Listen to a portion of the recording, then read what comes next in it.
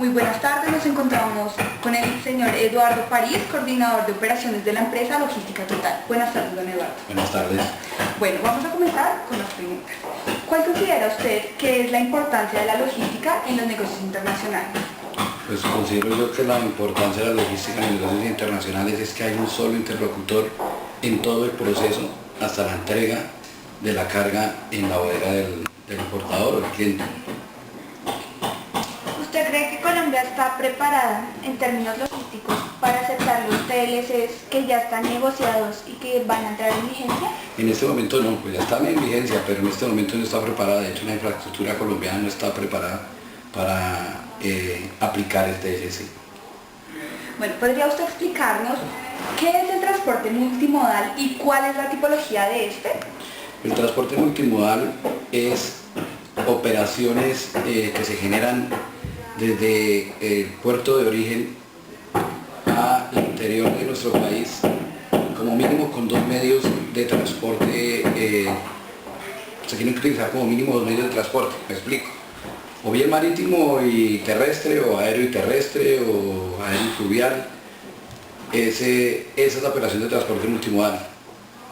Los operadores de transporte multimodal en Colombia están avalados por la DIAN para movilizar cargas dentro del territorio nacional con tributos suspendidos, es decir, el no pago de tributos hasta que llegan a un depósito o a zona franca autorizados por DIAN. ¿Cuál considera usted que son los operadores logísticos más importantes de Colombia?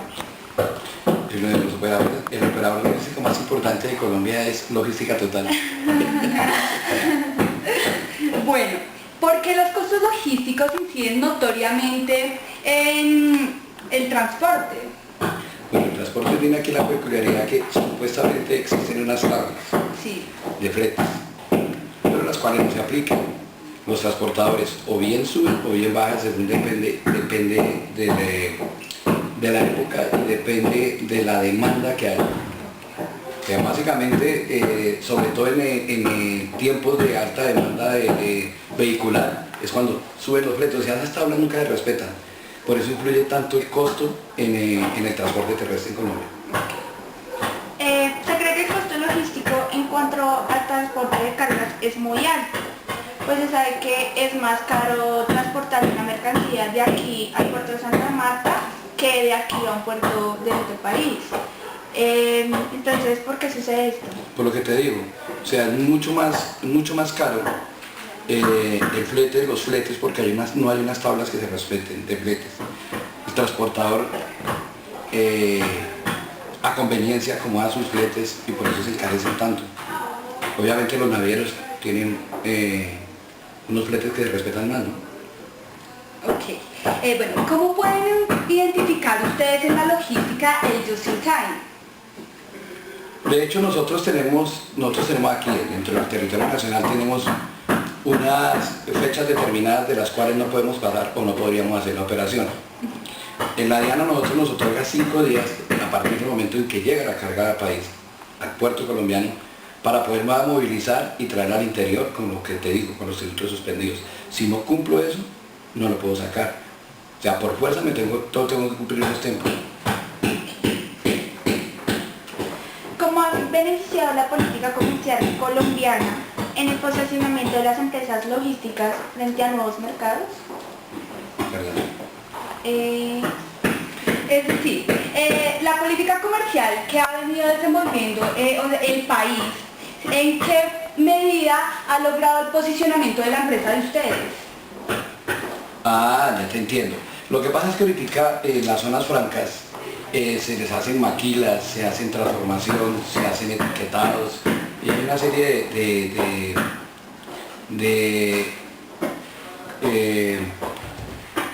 ¿cómo te dijera? De actividades que se hacen para terminar una carga, o bien para importarla o bien para reexpedirla.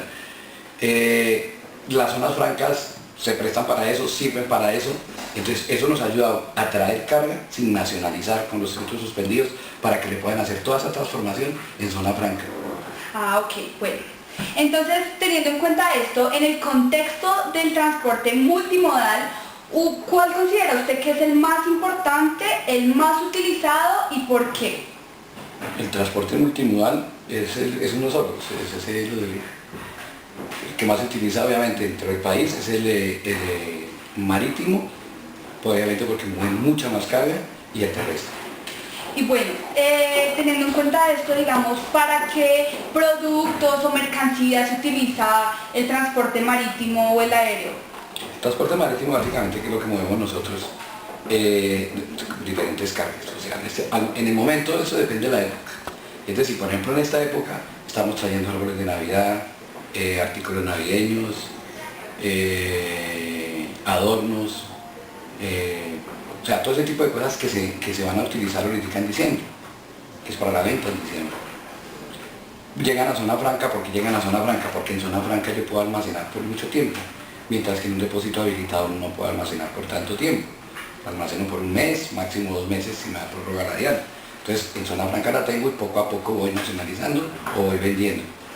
Igual, eso es lo que te digo, depende de la época. Lo que más se trae durante todo el año son textiles, obviamente por confecciones, ropa deportiva que se tiene que etiquetar, se tiene que poner unas marcas, etcétera, etcétera. Y ese tipo de cosas, y cuestiones de computadores. Y digamos, esos transportes se utilizan dependiendo la cantidad, el volumen de las cargas, o sea, el marítimo y el aéreo.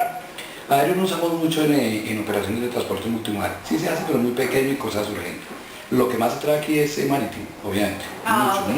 Mucho marítimo. La mayoría de lo que hacemos nosotros, por no decir que el 99% es marítimo. Hablamos sobre la infraestructura pues, que tiene Colombia.